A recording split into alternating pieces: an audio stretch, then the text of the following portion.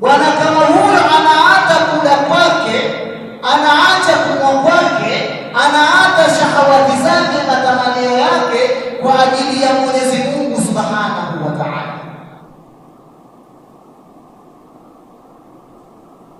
Hapa tulioko ndani ya msikiti, kila mmoja ajijua yeye mwenyewe, bali insanu ala nafsihi basira. Kila mmoja ajijua, tumetoka ndani ya majumba yetu, tumekuja msikitini, kila mmoja ajijua yeye. Aliyefunga ajijua, asiyefunga ajijua. Hakuna anayemjua mwenzake hapa.